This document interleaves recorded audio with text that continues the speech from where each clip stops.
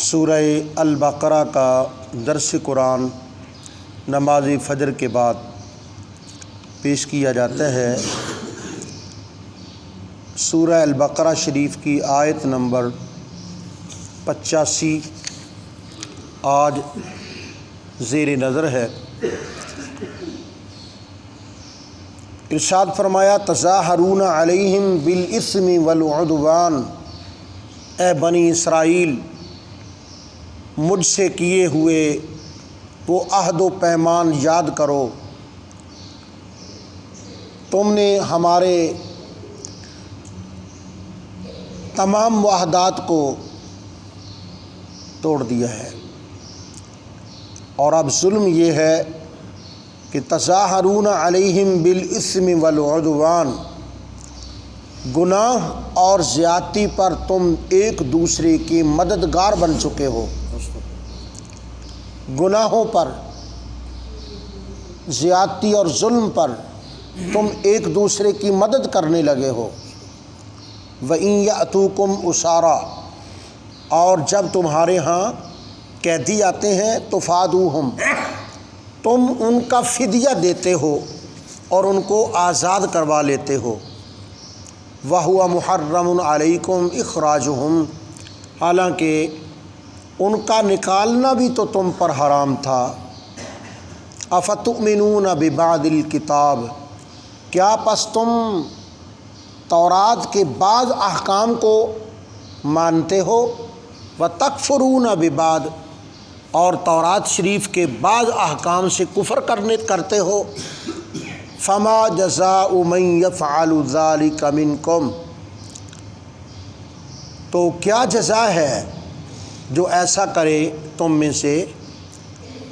إِلَّا خِزْيٌ فِي الْحَيَاةِ الدُّنْيَا، مگر یہی سزا ہے کہ دنیا کی زندگی میں تم رسوا ہو جاؤ گے۔ وَيَوْمَ الْقِيَامَةِ يُرَدُّونَ إِلَىٰ أَشَدِّ الْعَذَابِ، اور قیامت کے دن تم سخت ترین عذاب کی طرف لوٹائے جاؤ گے۔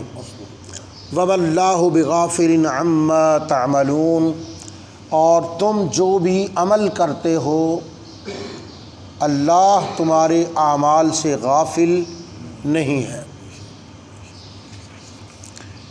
مدینہ منورہ میں دو قبیلے آباد تھے، ایک کا نام قبیلہ اوس اور دوسرے کا نام قبیلہ خزرج۔ یہ بے دین لوگ تھے، یہ کسی شریعت کو ماننے والے نہیں تھے۔ ان کے عقائد ایسے تھے، وہ کہتے تھے کوئی چیز نہ حلال ہوتی ہے نہ حرام ہوتی ہے، یعنی کسی دین کے یہ تابع لوگ نہیں تھے، اور نت نئے طریقوں سے لڑائیاں فسادات برپا کرنا ان کا شیوا تھا۔ مدینہ منورہ میں ان دو قبیلوں کے علاوہ، جیسا کل میں نے حوالہ دیا، بنی قریظہ، بنی نذیر، بنی قینقاع، یہ قبائل آباد تھے اور یہ یہودی تھے۔ اب ہوتا یہ تھا کہ جو مذکور قبیلے ہیں، ہر قبیلہ دوسرے کا حریف ہوتا تھا اور تیسرے کا حلیف ہوتا تھا۔ حریف کا معنی دشمن، جن کو ہمیشہ میدان میں شکست چاہتے تھے کہ ان کو شکست ہو جائے، وہ تھے حریف، جن کے ساتھ ان کا مقابلہ اور لڑائیاں برپا رہتی تھی۔ اور حلیف، حلف کا معنی قسم اٹھانا، حلف برداری۔ تو حلیف وہ ہوتے تھے جن کے ساتھ ایک قسم کی قسم ہوتی تھی، معاہدہ ہوتا تھا کہ بھائی اگر تمہیں ضرورت ہو، میدان لگے، تمہارے دشمن تمہیں للکاریں، ہم تمہاری مدد کریں گے، اور ہمیں کوئی ضرورت ہوگی تو پھر آپ لوگ ہماری مدد کریں گے۔ تو حریف دشمن اور حلیف دوست۔ تو ہمیشہ لڑائیاں تو برپا رہتی تھیں۔ اب یہ لڑائیوں کے دوران کیا کرتے، جس قبیلے کا زور چل جاتا وہ دوسرے قبیلے کے لوگوں کو بے دردی سے قتل بھی کر دیتے اور ان کو بقیہ لوگوں کو ان کے گھروں سے نکال دیتے تھے۔ اور یہ دونوں چیزیں اللہ رب العالمین نے جو پیچھے معاہدہ ذکر فرمایا، اس کی روح سے یہ دونوں چیزیں بنی اسرائیل کے لیے حرام تھیں۔ فرمایا لا تسفکون دماءکم، نہ تو تم خون ریزی کرو گے، ولا تخرجون انفسکم من دیارکم، اور نہ لوگوں کو ان کے گھروں سے بے دخل کرو گے۔ لیکن دھڑلے سے یہ تمام قبائل میدان لگاتے تھے اور اس میں فخر محسوس کرتے تھے، اور میدان عرفات میں جب حج کا موقع آتا تھا نا، عرب قبائل جمع ہوتے تھے، تو مزدلفہ شریف میں اور میدان عرفات شریف میں عجیب یہ سلسلہ ہوتا تھا، مختلف ٹولیوں میں یہ بٹ جاتے تھے، یہاں 40 بندے بیٹھے، وہاں 100 بیٹھا، وہاں 50 بیٹھے، وہاں 70 بیٹھے، اس طرح پورے میدان عرفات شریف میں اور میدان مزدلفہ شریف میں یہ ٹولیاں بنا کر بیٹھتے تھے۔ اور کرتے کیا تھے سارا دن؟ اب کیا حکم ہے کہ فاذکروا اللہ کذکرکم آباءکم او اشد ذکرا، کہ حجاج کرام اب اسلام آ گیا ہے، تم نے کیا کرنا ہے؟ میدان عرفات میں جا کر، میدان مزدلفہ شریف میں جا کر تم نے اللہ کا ذکر کرنا ہے، ذکر الہی سے اپنے دلوں کو منور کرنا ہے جی۔ کذکرکم آباءکم، جس طرح دور جاہلیت میں تم جا کے ڈیرے جماتے تھے، مختلف جی ٹولیوں میں بیٹھ کر تم اپنے آباء و اجداد کے کرتوت اور کارنامے گنتے تھے، وہاں بیٹھ کر یہ لوگ کیا کرتے تھے؟ ایک دوسرے سے بڑھ چڑھ کر کچھ صحیح داستانیں جو قابل افسوس ہوتی تھی، اور کچھ ایسے ہی من گھڑت قصے یہ بناتے تھے۔ مثلا ایک ٹولی یہاں بیٹھی ہے، ان میں سے ایک شخص کھڑا ہے، کہنے لگا میرا دادا میرے دادے نے 100 بندہ قتل کیا تھا۔ اب وہ پرلی ٹولی نے سنا کہ ادھر 100 والا ہے، وہ کھڑا ہو گیا، ہمارا جو نانا تھا اس نے 150 بندہ قتل کیا تھا۔ اگر قتل کیا ہوتا تو اس کو فخریہ بیان کرنا اس کا بھی کوئی معنی نہیں ہے، اور اس میں وہ یہ نہیں چاہتے تھے کہ کسی کا دادا 200 قتل کرے اور میں اٹھ کے کہوں کہ میرے ابے نے قتل ہی کوئی نہیں کیا، کہ تیرا ابا ہی چتو سی نہیں رہا۔ وہ اپنا فخر، اپنی طاقت اور قوت کا اظہار اس طرح کرتے تھے، استغفر اللہ۔ ایک تو اللہ رب العالمین کی نافرمانی، قتل اور بغاوت، اور پھر کیا اس کو فخریہ بیان کرتے تھے۔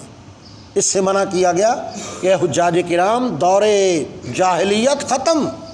آقا علیہ السلام نے کتنا پیارا جملہ فرمایا کہ دور جاہلیت کے تمام دستور میں محمد کے قدموں میں ہے، ختم ہو گئے، بس آج سے کیا کرو؟ تم اللہ پاک کا ذکر کیا کرو۔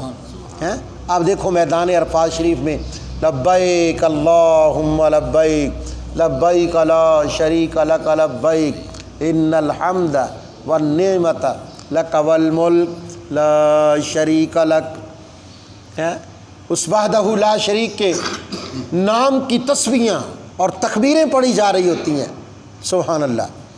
تو یہ لوگ ایک دوسرے سے میدان لگاتے تھے، ذرا شرماتے نہیں تھے، اور حضرت انسان کو گاجر مولی کی طرح کاٹ کر پھر فخر کرتے تھے، اس کو فخریہ بیان کرتے تھے۔ کچھ صحیح قصے جو قتل عام ہوتے تھے، اور کچھ اپنی ناک اونچی کرنے کے لیے، لو جی اس نے کہا کہ میرے نانے نے 200 بندہ قتل کیا، اب میں اٹھوں اور کہوں میرے تایا جی نے 10 بندے قتل کیے، تو پھر یہ تو ناکامی ہے۔ اب میں اس سے بڑھ کر ہی فکر بیان کروں گا کہ چھوڑو جی، تمہاروں نے کیا کیا، ہماروں نے بڑے فساد کیے تھے، اس میں فخر کرتے۔ اب جب جنگیں ہوتی تھیں 2 چیزیں ہیں، یا تو تخت یا تختہ، ایک ہی بات ہے، یا غلبہ یا مغلوبیت، یا شکست یا فتح۔ تو شکست اگر ہو جاتی یا فتح بھی ہو جاتی تو دونوں صورتوں میں دونوں قسم کی افواج کے لوگ قتل بھی ہو جاتے اور قیدی بھی بن جاتے تھے، ایک دوسرے کو پکڑ کر بچوں کو، عورتوں کو، بزرگوں کو، نوجوانوں کو وہ قیدی بنا لیتے تھے۔ اب جب ہر جماعت دیکھتی تھی کہ ہماری دوست جماعت جو ہے حلیف جماعت، ان کے تو لوگ یہ پکڑ کے لے گئے ہیں، اب یہ مشورہ کرتے بھائی ہمارے حلیف لوگوں کی اتنے لوگ پکڑے گئے اور قیدی بن گئے، اب ان کو چھڑانے کا کوئی انتظام کرو۔ اب یہ پیسے ڈالتے، چندہ ڈالتے، قبائل ڈھیر سارا سونا چاندی پیسے جمع کر کے اپنے دوستوں کے افراد کو یہ چھڑاتے تھے۔ تفادوہم ایاتوکم اسارا تفادوہم، فدیہ دینے کے لیے وہ رقم جمع کرتے تھے اور فدیہ دے کر آزادی حاصل کرتے تھے۔ اور پھر کہتے کیا تھے؟ پھر کہتے تھے کہ یہ اللہ کا حکم ہے، بھائی جنگی قیدیوں کو آزاد کروانا یہ بڑی نیکی ہے، یہ اللہ تعالیٰ کا حکم ہے۔ اب اس کا جواب یہاں آیا کہ وَهُوَ مُحَرَّمٌ عَلَيْكُمْ إِخْرَاجُهُمْ، اچھا جنگی قیدیوں کو آزاد کروانا نیکی ہے تو جنگ نہ کرنا نیکی نہیں ہے؟ جی اللہ رب العالمین نے تو حکم فرمایا تھا کہ تم نے لڑائی کرنی نہیں ہے، لوگوں کو قتل کرنا ہی نہیں ہے، یہ میدان لگانے بند کر دو، معاشرے میں امن چین کی گھنٹی بجنے دو، لوگوں کو سکھ کی نیند سونے دو، رات سونے کے لیے ہے، دن معاش کے لیے ہے۔ تو لوگ رات بھی اپنی جانوں کا پہرا دیتے ہیں اور دن کو بھی فکر ہوتا ہے کہ کہیں سے کوئی قبیلہ جمع ہو کر، کیونکہ جنگل کا کوئی قانون تھا، وہاں محکمے اس طرح حفاظتیں اور پولیسیں تو تھی نہیں، جی خاندانی رقابتیں ہوتی تھیں، قبائل تھے، قبیلوں کا سردار جب حکم دے دیتا، اگر وہ ٹھیک حکم دیتا ہے تب بھی تعمیل ہے، اگر وہ اندھا ہے اور وہ اس نے کسی قبیلے کو کچلنے کا آج ارادہ کیا ہوا ہے جی، تو لوگ اس کی انکار نہیں کرتے تھے، یعنی قبیلے کا ہر فرد ہی ایک خونخوار درندہ ہوا کرتا تھا، بس اپنے سردار کے اشارے کا انتظار ہوتا تھا۔ فرمایا یہ تم کیا کہہ رہے ہو کہ ان جنگی قیدیوں کو آزاد کروانا بڑی نیکی ہے اور اللہ کا حکم ہے، اللہ کا حکم تو یہ تھا کہ تم لڑو ہی نہ ہے۔ تو آگے ارشاد فرمایا افتؤمنون ببعض الکتاب، بعض تورات پر عمل کرتے ہو اور ایمان رکھتے ہو کہ ان کو چھڑاؤ میاں، انسانی زندگی بڑی قیمتی ہے، ان کو آزاد کرواؤ۔ تو اب تمہیں یاد آیا ہے کہ انسانی زندگی قیمتی ہے، جب تلواروں پر رکھتے ہو انسانوں کے سروں کو، اس وقت تمہیں انسانی عزت اور شرف بھول جاتا ہے۔ یہ اللہ رب العالمین کی تخلیق کی ہوئے انسانوں کو تم گاجر مولی کی طرح کاٹ کے جی پھینک دیتے ہو میدان جنگ میں۔ افتؤمنون ببعض الکتاب، کیا پس تم ایمان رکھتے ہو بعض تورات پر، وتکفرون ببعض، اور کچھ تورات پر کفر کرتے ہو۔ فما جزاء من یفعل ذلک منکم الا خزی فی الحیات الدنیا، اس کا بدلہ یہی ہے کہ تمہیں دنیا کی زندگی میں رسوائی کا سامنا ہوگا۔ اور پھر وہ سامنا ہوا جب آقا علیہ السلام نے ارشاد فرمایا کہ اس کا ترجمہ یہ ہے کہ تم جزیرہ عرب سے یہود اور نصارہ کو نکال دو، ان کو یہاں رہنے کا حق حاصل نہیں ہے، یہ خونی لوگ ہیں۔ تو بھئی اب کوئی کہے کہ دیکھو بھی پاکستان میں تو اقلیتیں بھی ہیں، تو نبی کریم علیہ السلام نے کیوں مدینہ منورہ سے یہود کو نکالنے کا حکم دیا؟ اخرج الیہود والنصارى من جزیرۃ العرب، کہ جزیرہ عرب سے ان کو نکالو۔ حالانکہ کسی بھی مملکت میں اقلیتیں بھی ہوتی ہیں، تو حضور نے ان کو بھگانے کا حکم کیوں دیا؟ یہ سوال ہے۔ یہ بڑی صاف سی بات ہے کہ آج اگر ہمارے ملک اسلامی جمہوریہ پاکستان میں اقلیتیں رہتی ہیں تو وہ قانون کے ماتحت ہیں۔ کوئی اقلیت یا ساری اقلیتیں جمع ہو کر اہل اسلام پر یہ حملہ نہیں کر سکتے، ٹھیک ہے؟ یہ حملہ کرنے کی پوزیشن میں نہیں ہے۔ پوزیشن میں کون ہے؟ اکثریت، یعنی مسلمان اس پوزیشن میں ہیں کہ خدا نہ کرے یہ جمع ہو کر بغاوت کریں، پاکستان کے قانون سے اور غیر مسلموں پر دعویٰ بول دیں، جو کہ جائز نہیں ہوگا، نہ اسلامی قانون کے ماتحت نہ پاکستانی قانون کے، قانون اس بات کی اجازت دے گا۔ لیکن وہ کیا کرتے تھے؟ وہ شرپسند تھے، وہ شرپسند تھے، وہ اپنی طاقت کی کمی، قلت یا کثرت پر نہیں جاتے تھے، وہ اپنے سردار کا حکم مانتے تھے۔ وہ کہتا ہے موت کے گھاٹ اتر جاؤ تو وہ موت کے گھاٹ اتر جاتے تھے، وہ شرپسند تھے۔ لہذا شرپسند عناصر کو کھیت سے اکھاڑ پھینکنا یہ اصل فصل کی زندگی کی ضمانت ہوتا ہے۔ جب اعتبار ہی نہ رہے، جب ایک شخص انسان ہونے کے باوجود وہ سانپ کا کردار ادا کرے، جی وہ بچھو بن جائے، بچھو پر اعتبار ہوتا ہے، آپ اس کو اٹھا کے ہاتھ پہ رکھیں کہ یہ بڑا صوفی ہے، یہ تو کچھ نہیں کہے گا، یہ اللہ والا ہے، تو میں اس کو، تو فوراً وہ اپنا کام شروع کرے گا۔ تو فرمایا جس طرح سانپ اور باولے کتے پر اعتبار نہیں ہوتا، ان یہود پر اعتبار نہیں ہے، یہ تمہیں ستاتے رہیں گے، ان جڑی بوٹیوں کو نکالو یہاں سے، تاکہ اصل جو فصل ہے انسانی زندگی یہ پرامن رہے۔ جی ایسا نہ ہو کہ دھان کے ساتھ ڈیلے کو بھی پانی آتا رہے اور زمیندار پرواہ نہ کرے، اور پھر دیکھتے ہی دیکھتے ڈیلا جو ہے وہ چڑھائی کر دے اور اصل فصل کا ستیہ ناس ہو جائے، جی کل کو شرمندگی ہو، ایسا نہیں ہونا چاہیے۔ تو اس جزیرۃ العرب سے ان کو نکالو، اللہ اکبر، کیونکہ اللہ اور اس کا رسول دیکھتے ہیں کہ اس کی طبع کیا ہے۔ جس خدا نے انسان کو بنایا ہے، جی جس کمپنی نے مشین کو بنایا ہے وہی کتاب دیتی ہے نا ساتھ، ہر مشین کے ساتھ چھوٹی سی کتاب دیتے ہیں، اس میں سب کچھ لکھا ہوتا ہے کہ اس میں لوہا کتنا ہے، پیتل کتنا ہے، جی پلاسٹک کتنا ہے، یہ سارا اس میں تفصیل ہوتی ہے، جی اردو میں ہو تب، انگلش میں ہو تب۔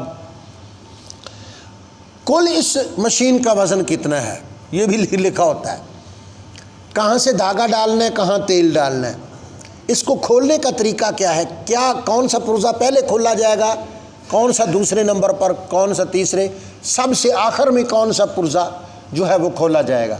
جب اس مشین کو جوڑنا ہو، بنانا ہو، ہر پرزہ اپنی جگہ فٹ کرنا ہو، تو پھر کہاں سے شروع کرنا ہے، اس میں تمام ہدایات ہوتی ہیں۔ یعنی مشین بنانے والی کمپنی سے بڑھ کر اس مشین کے بارے کوئی بھی جانتا نہیں ہے، یہ اصول ہے۔ تو اس مشین کو بنایا کس نے ہے؟ خدا تعالیٰ نے۔ جب اللہ رب العالمین نے حکم کیا کہ یہ موذی ہیں ان کو نکالو ورنہ مدینہ منورہ میں امن نہیں ہوگا، تو ان کو نکالنا پڑا، نہ چاہتے ہوئے بھی ان شر پسندوں کو اس ڈیلے کو اکھاڑ کے باہر پھینکنا پڑا، تاکہ اصل فصل کی زندگی قائم رہے اور حسن حیات برقرار رہے۔ فرمایا دنیا کی زندگی میں ان کو رسوائی ہوگی، اور قیامت کے دن یردون الی اشد العذاب، یہ بہت بڑے سخت عذاب کی طرف لوٹائے جائیں گے، کیونکہ حضرت انسان کو قتل کرنا یہ کوئی معمولی جرم ہے۔ انسان کی بات ہو رہی ہے۔ اچھا انسان کی بات کریں گے، ایک حیوان کی بات کرو۔ کیا ایک حیوان گلی میں خدا کی زمین پہ چل رہا ہو تو اس کو پیٹنا، اس کو مارنا، اس کو قتل کرنا جائز ہے؟ وہ حیوان حلال نہ ہو، حرام ہی ہو، تو کیا حرام جانور اگر زمین پہ چل رہا ہو تو اسلام یا ہمارا اخلاق اس بات کی اجازت دیتا ہے کہ ہم اس بے قصور حرام جانور کو جو خدا کی زمین پر، ہم اس کو فائر کر کے ڈھیر کر دیں؟ تو جب ایک حرام جانور کا قتل ناحق منع ہے تو پھر حضرت انسان کی قدر اللہ رب العالمین کی بارگاہ میں کتنی ہوگی؟ جی تو تم بے قصور لوگوں کو اپنے سرداروں کے حکم پر، جی تلواروں پر رکھ لیتے ہو، اور تم نے یہ سینکڑوں سالوں سے یہ سلسلہ چل رہا ہے۔ اللہ رب العالمین نے اپنے بندوں پر جب رحم فرمایا تو رحمت للعالمین کو بھیج دیا، جنہوں نے قتل عام بند کر دیا۔ ہاں جی لڑائیاں لڑ کے لڑائی کو ختم کیا۔ آقا علیہ السلام نے 27 غزوات تو خود فرمائے ہیں، اس کے علاوہ سریات ہیں جو آقا علیہ السلام نے وفود جہاد کے لیے تیار کیے۔ تو آقا علیہ السلام نے یہ جہاد کیوں بپا فرمائے؟ قتل عام روکنے کے لیے، قتل عام روکنے کے لیے جہاد کرنا پڑا تاکہ حضرت انسان کی زندگی محفوظ رہے۔ وصلی اللہ تعالی علی حبیبہ سیدنا و شفیعنا محمد و آلہ و اصحابہ اجمعین۔ ربنا تقبل منا